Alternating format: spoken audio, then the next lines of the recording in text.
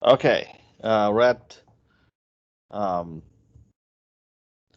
the very last lesson, last new material, and the practice final exam and solution are already posted in Canvas. You may have seen them there. So that's what I'm going to be talking about on Wednesday.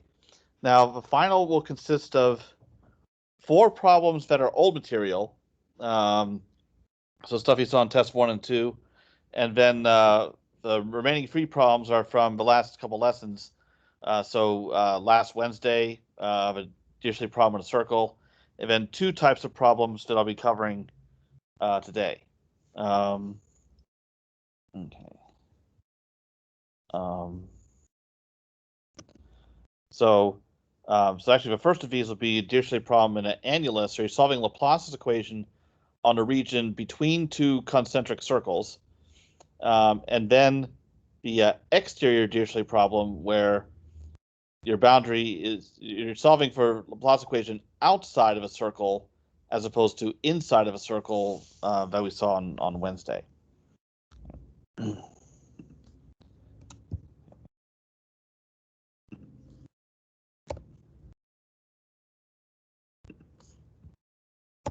Okay, so the physical interpretation of this is, for example, the shape of a soap film between uh, two warped hoops. Um, and the mathematical model we'll use for this problem is this is Laplacian of u, but expressed in polar coordinates. That was derived a couple classes ago. Um, and defined on a domain in polar coordinates where the radial variable little r is between capital R1 and capital R2. So concentric circles of radius R1 and R2.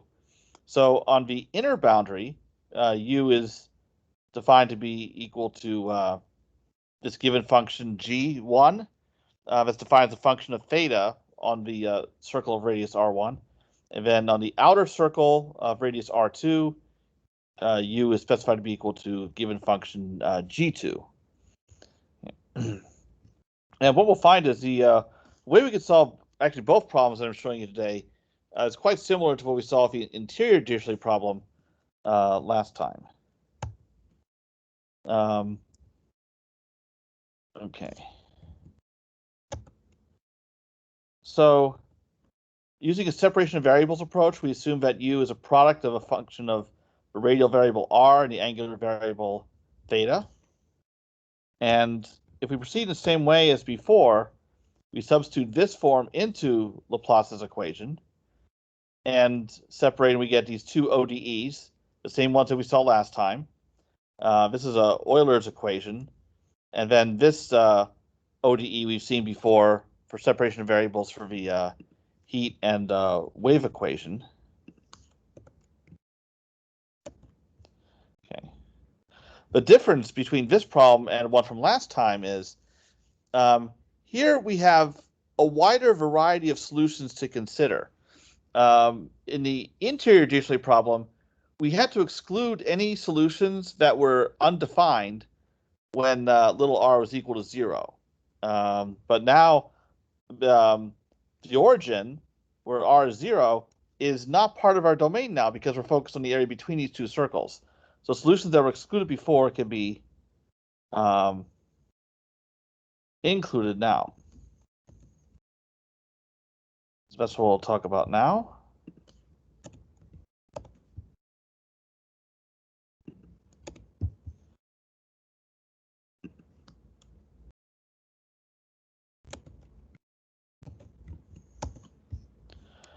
Okay.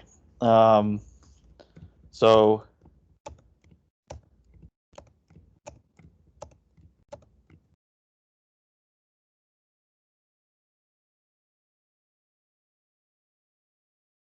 all right. So for lambda, we could first consider lambda equals 0. So then Euler's equation reduces to this. And what we could do is if we define v to be r prime, then this would be the same as r squared v prime plus rv is equal to 0. So that's the ODE that we get here. this is a first order ODE. So it's also a separable equation. So that can be solved using techniques from first order ODEs. And this is the general solution that we get. So, so for V, we get it's a constant over R. So then we integrate this with respect to R, and this is what we get as our general solution to this problem. So it's a linear combination of a constant function and a logarithmic function. Now, before, when we were solving a Dirichlet problem on a circle, we had to exclude the solution because natural log is undefined when r is equal to 0, but now we can include it. Now, the other possibility where lambda is positive, so we have this equation. So we look for solutions of this form, r raised to some unknown exponent.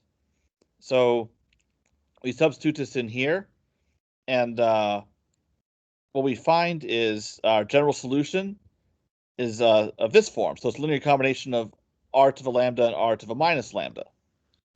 Now, r to the minus lambda, if lambda is positive, that is undefined when r is 0. So last time we had to exclude it, but now we will include it. So these are the solutions that we have to consider for our problem. All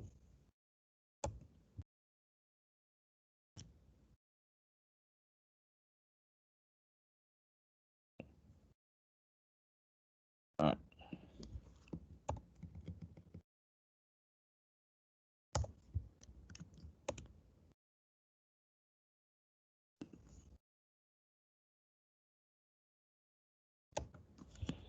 So our general solution, after we take into account these kind of solutions for Euler's equation, and also these, we put all that in down here, where we have this linear combination multiplied by cosine n theta, and then this linear combination multiplied by sine n theta, for n going from 1 to infinity. Now, when n is equal to 0, then our equation for r reduces to this case, and that's where these are our solutions. Like before, we only had the constant case. So then we have these two terms out here. So in the interior Dirichlet problem, we did have this term and this one and this one. The others are all defined at r equals 0, so we had to remove them, but now we put them back in. So any questions up to this point?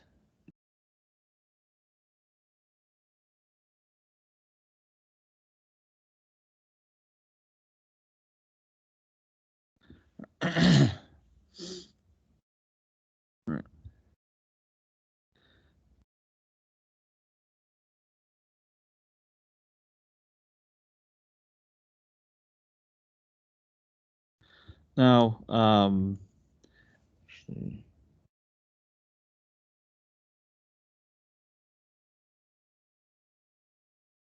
there's something I'm going to add here. Just to make these notes a little more self-contained.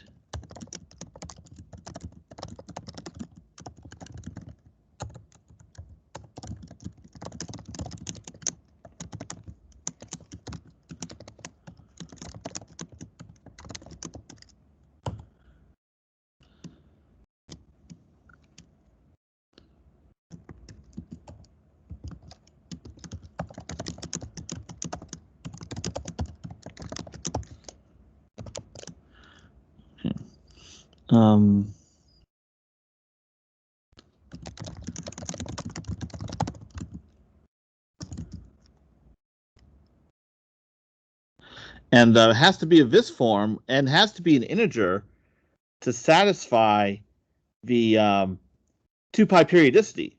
because we need a solution that is continuous as a function of theta, little theta. So that leads to this condition. And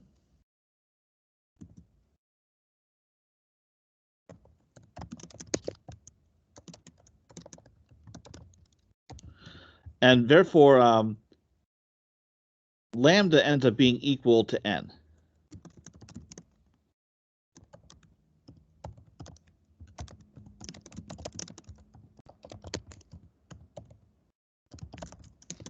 Okay, and we have to consider all non-negative integers to get all possible linearly independent solutions of this problem. Now, n equals 0 has to be considered because at least that would give us a constant function a.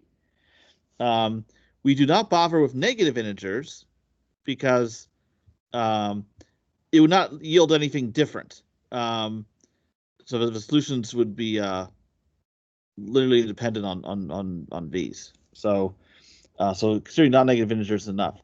That's what leads to considering lambda being a non-negative integer for this equation. That's broken down into two cases I explained below: lambda equals 0 and lambda non-zero. Okay. So given this solution for the theta equation, and then the solutions given in these two cases for the R equation, this for n equals 0, this for n greater than 0, leads to this.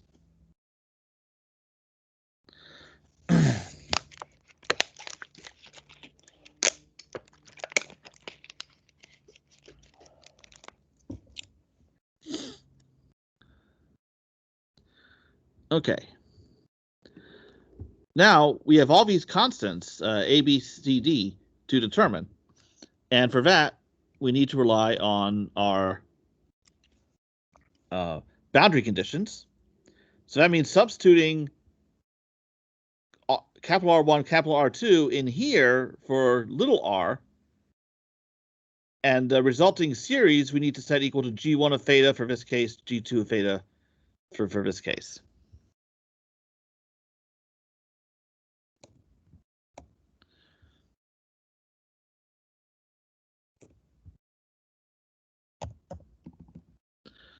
Okay. So for example,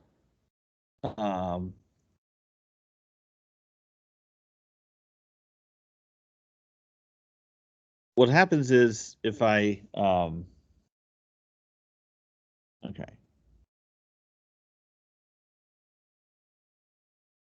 So I'm going to plug in R1.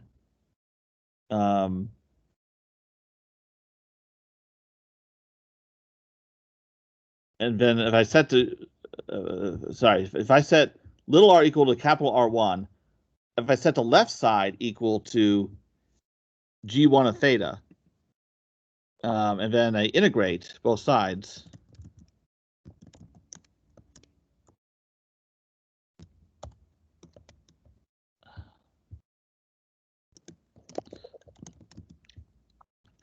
then I end up with these equations right here that have to be solved for R1 and R2. Actually, there should be a factor of natural log. Or not a factor, but natural log needs to be included there. Okay. Because what will happen is if I integrate all of this with respect to theta,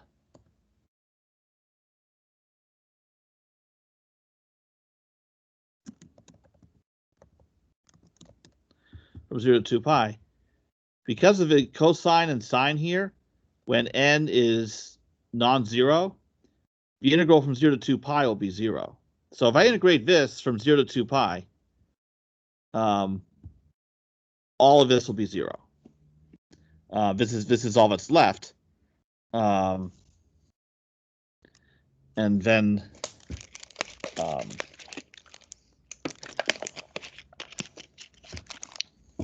this is what so this is how we get these defining equations for these coefficients a0 and b0.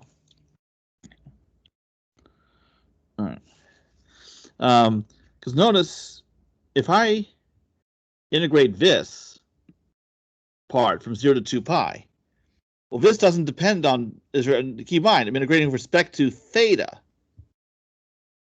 This is a constant as far as theta is concerned. If I integrate this with respect to theta from 0 to 2 pi, all I'm going to get is exactly this times 2 pi. This side is set equal to g1 or g2. Divide both sides by 2 pi, and that's how these two factors appear. Okay. All right, so that's an explanation of how these two equations come about from applying these, enforcing these two boundary conditions, one after the other, and integrating both sides from 0 to 2 pi. So then, these come from your given boundary data, so these integrals would be evaluated, and then we'd have a system of two equations and two unknowns for a0 and b0 that you can solve. So we have a way of getting these coefficients at least. First, any questions about where these equations come from?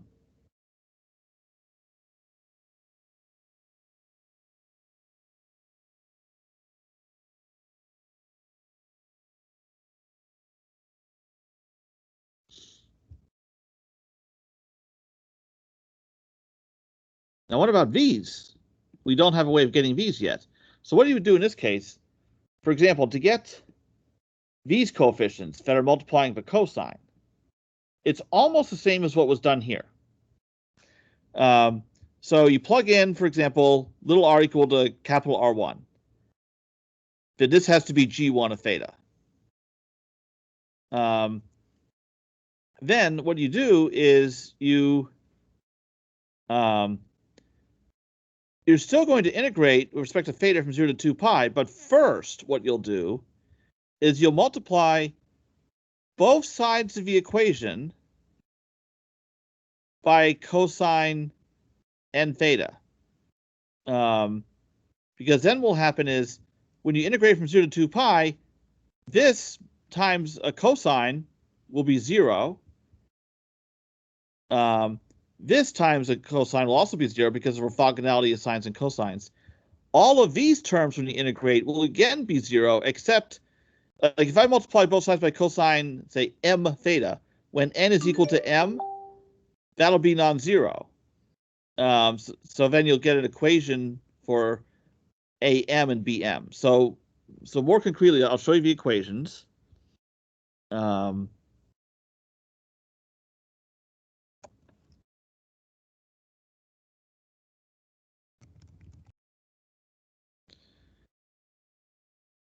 So these come from multiplying G1 and G2 by cosine and then integrating.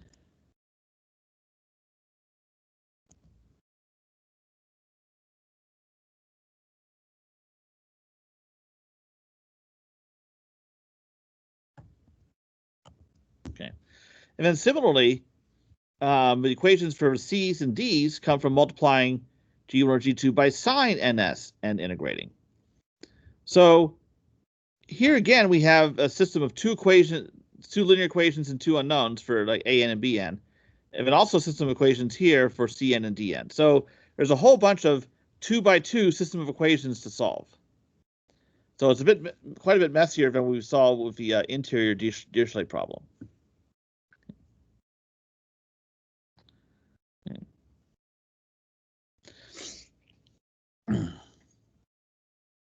So once we have these systems solved, we have our coefficients, A's, B's, C's, and D's, that we can substitute in here.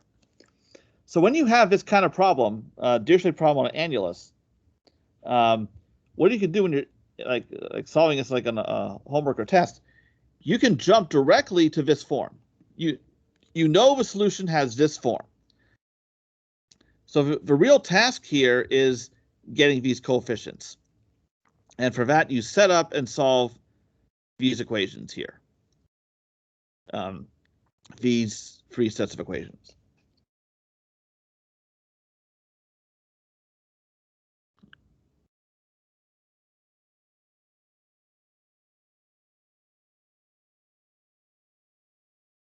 Okay. So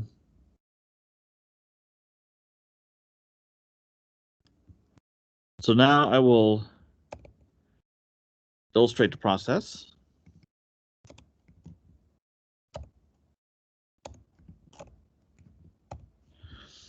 So here's our Dirichlet problem on Annulus between circles of radius 1 and 2. On the inner boundary, u is specified to be 0. On the outer boundary, is specified to be sine theta.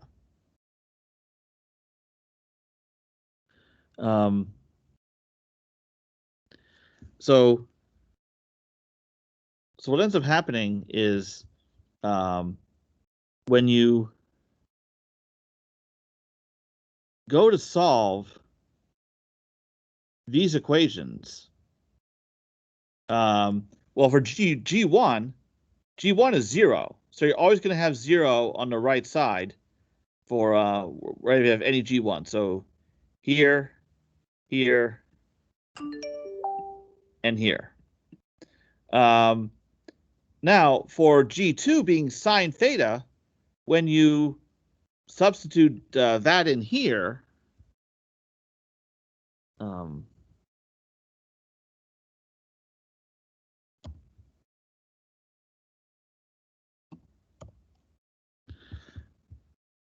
again, you will get 0. The integral of sine theta from 0 to 2 pi is 0. So it turns out A0 and B0 will just turn out, those will turn out to be just B0. Yeah, sorry. Those will turn out to just be 0. Yeah.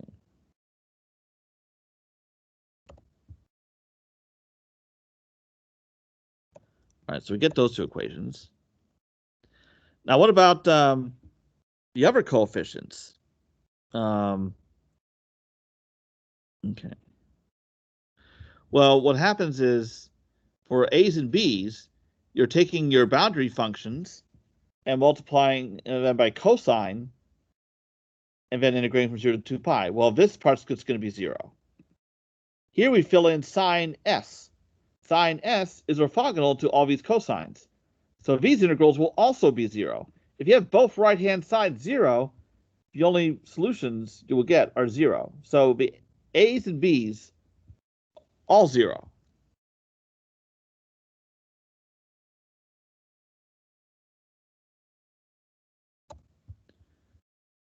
Okay, so we have that. What about the C's and D's? So what happens here is we go solve these equations. We have this right-hand side will be 0. And then here we have sine S times sine NS. Well, sines are orthogonal. So if n is not equal to 1, we're again going to get 0. So Cn and Dn will also be 0 unless n is equal to 1. When n is equal to 1, you're finally going to get something non-zero down here. Okay.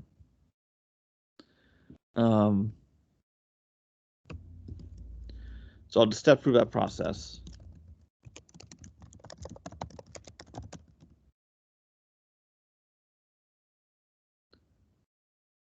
All right, so I'll just copy these down here, and then I'll fill in the particulars.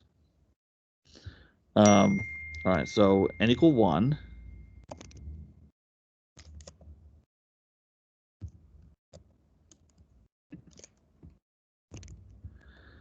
Okay.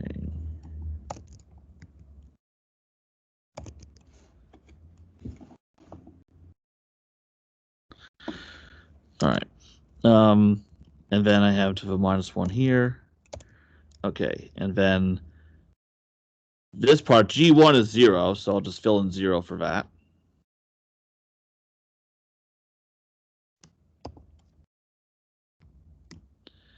And then here, I can have sine s, and then g2 of s will be also sine s.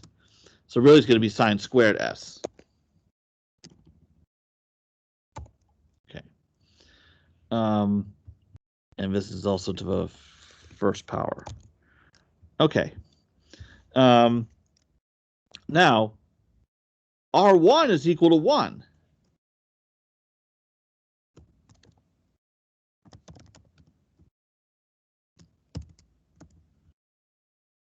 So if we take that into account, R2 is equal to 2. So I'm going to have 2C1. And then I have it to a minus 1 power here, so I'm going to have 1/2 times D1. So those are the left sides. On the right side, sine squared s, this is equal to, by a trig identity,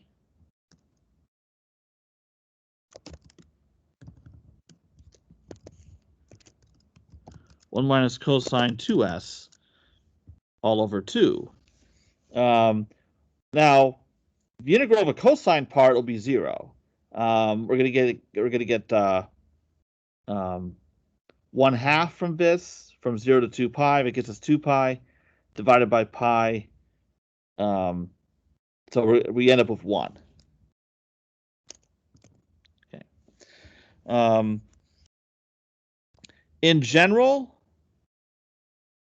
when you're, and we've seen this in other problems, when your boundary data is a linear combination of sine n theta, cosine n theta, then these integrals, the values of these integrals, you don't have to work out the integral, are just equal to the coefficients of these functions in that linear combination. So for example, if I had minus 2 sine theta right here, then I'd get a minus 2 here.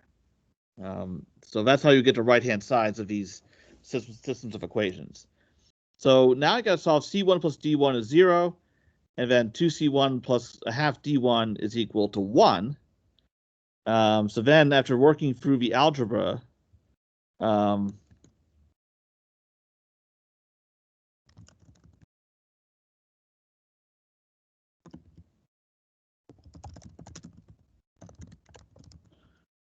we get our solutions. So C1 turns out to be 2/3. All other C's are 0. Okay. And then, whoops. And then D1 turns out to be minus 2/3, which makes sense because we're supposed to sum to 0. And then, dn is 0 for all over n. So now we have all of our coefficients. They all turn out to be 0, except for these two. So now we can substitute these into the general solution formula. So if we put them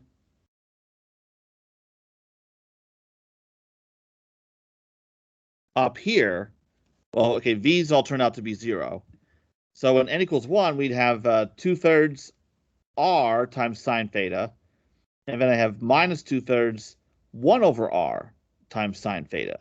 So putting all that together,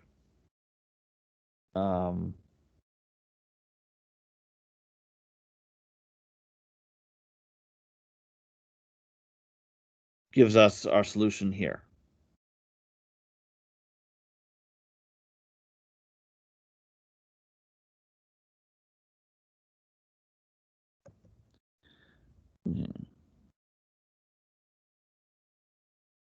So any questions about how this one was worked out?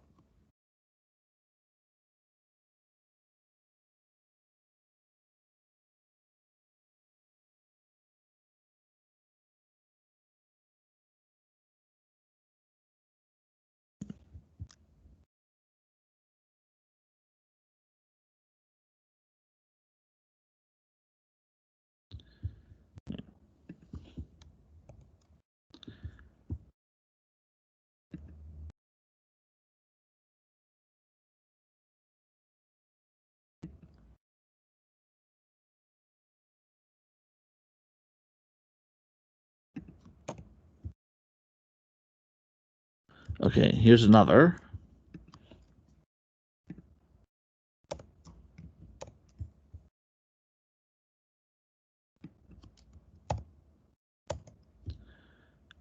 So now we have boundary conditions that is a constant.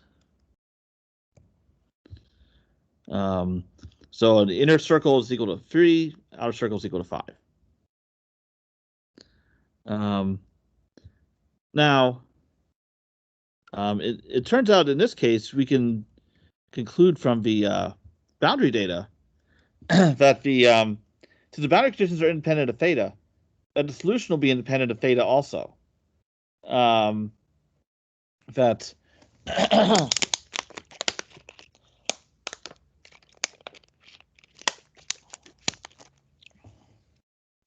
so these are the only terms to consider, the ones that are theta independent. A conclusive way to see that is if I go up to my general solution formula. Okay, here, and I plug in R equal to R1 or R2, and then I'll set left side equal to my boundary data. So that's going to be 3 or 5 for inner or outer circle, respectively. And then, so then what's going to happen is,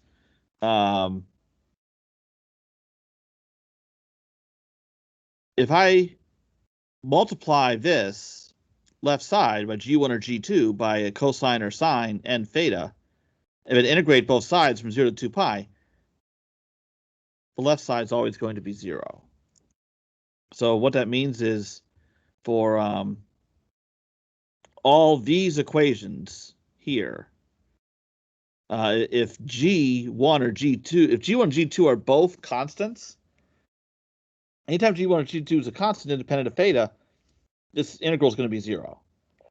So with all of these integrals being 0, all my right-hand sides being 0, then these coefficients have to be 0. The only exception is up here where I'm not multiplying by a sine or cosine. So these integrals will be non-zero. So then I have a chance to have a non-zero solutions, A0 and B0.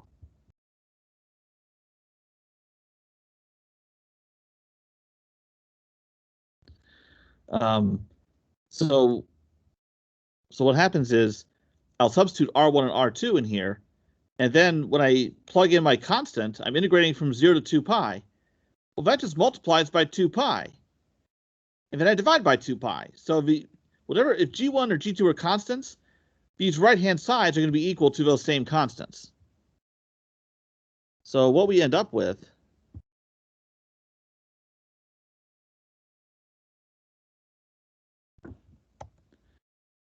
here's my system of equations that I get. So a boundary data becomes the right-hand side, and then I've plugged in R1 and R2 on the left side. Natural log of 1 is 0. So then the first equation just simplifies to A0 equal 3. And then I can substitute that down here to solve for B0. And this is the value that I get. So now I have my solution. It's just 3 plus this constant times natural log of R. And you can check if I plug in R equal to 1 or 2, then I would get 3 or 5. And that satisfies the boundary conditions.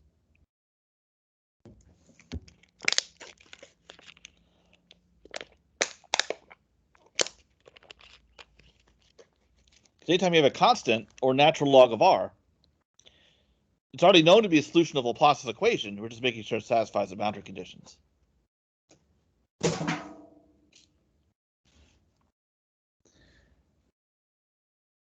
The question's about this one.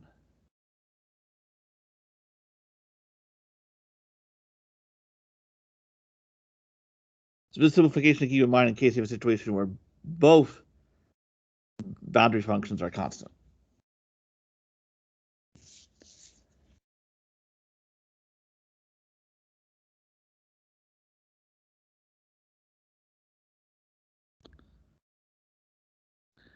Okay. So that's Dirichlet problem on an annulus. The other Dirichlet problem I'll show you is called the exterior Dirichlet problem. So by contrast with the interior Dirichlet problem, the boundary condition is opposite. So we're solving Laplace's equation, and now we're considering, whereas the interior Dirichlet problem, we were considering r less than 1. Now we're considering r greater than 1. So we're solving on an infinite domain. So it's the whole two-dimensional space, excluding the unit disk. And so then we have this one boundary condition imposed on the circle of radius 1. So with the interior Dirichlet problem, we had the solutions of Laplace's equation, and we threw out the ones that were unbounded at 0. Now we throw out the ones that are unbounded as r goes to infinity.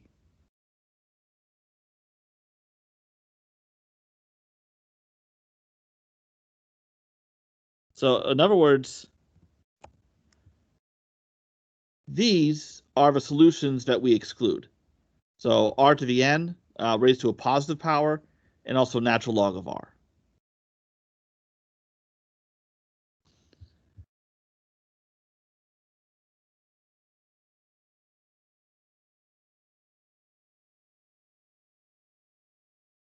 So now this is our solution formula. So we have r to the minus n, whereas in the interior Dirichlet problem, we had r to the n. And then we also have this constant term here. So you can jump directly to this for any solving an exterior Dirichlet problem. You know your solutions of this form. Just a matter of finding a's and b's to satisfy the boundary conditions. And I'm using the same formulas as in the notes for the interior Dirichlet problem. So these integrals for cosine, we deal with n equal to 0 on up. For sine, we deal with n equal 1, 2, 3, and so on. I want to point out the textbook describes these coefficients a little bit differently. I believe they have a sum of n going from 0 to infinity. So this term is included in here because when n is 0, cosine is 1. And then they have a different formula. A0 is 1 over 2 pi because they're not dividing by 2. I go with this convention that a lot of books use because that way we have one formula that covers all of the a's. So I mean, it's a matter of preference. But I just want to explain that the notation is a little different from what's in the book, but mathematically equivalent.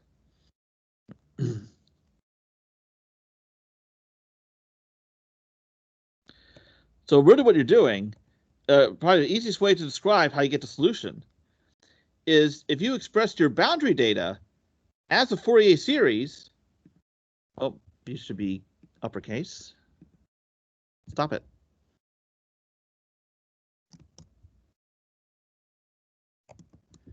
Then all you're doing is you're taking your solution is exactly this, where you're putting in the factors of r to the minus n. And that will cover it. Then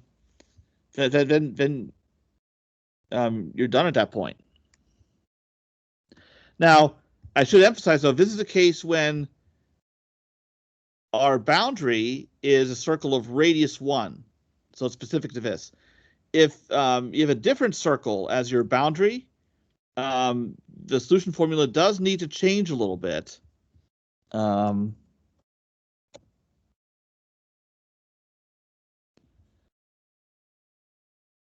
you have, instead of just r to the minus n, it's r over the radius, all raised to the minus n power. So that's the only change.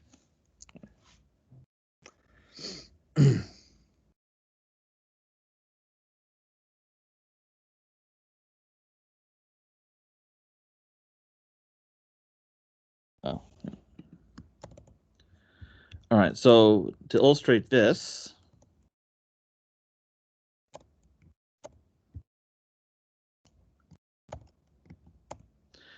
All right, so we're working on circle radius 1. This is our boundary. And this is our boundary condition. So 1 plus sine theta plus cosine 3 theta. So all you have to do is multiply each term, or sine theta or cosine sine n theta or cosine n theta, by r raised to r to the minus n, where n is the coefficient of theta in your sine or cosine. So what that means in this case is the 1 just stays the same. Here I have the sine n theta with n equal 1. So I multiply it by r to the minus 1. Here I have cosine 3 theta, so I multiply that by 1 over r cubed. And that's it. You can jump directly to this.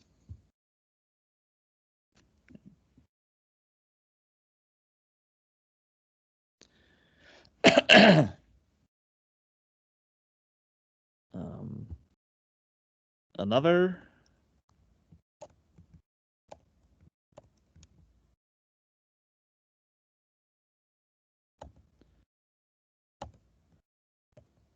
So we have a cosine of 4 theta.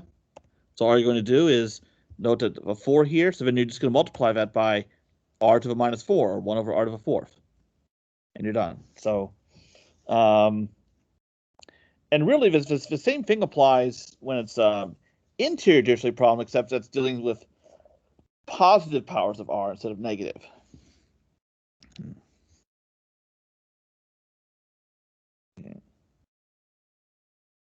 So questions about how these problems are solved.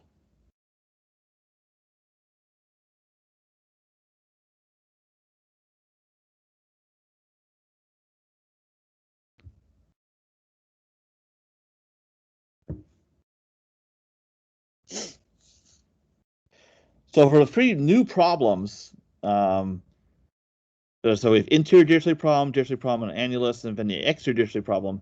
Each one has its own form of a solution, and then you're just obtaining the various coefficients. So those 4 series serve as your starting point.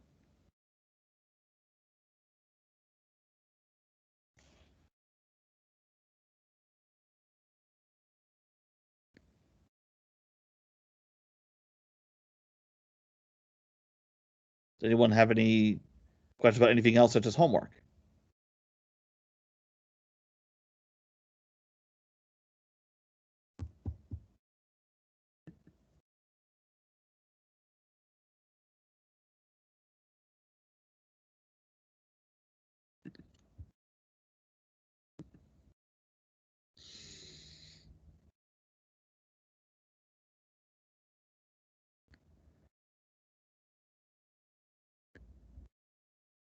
So you're all going to do swimmingly in the final.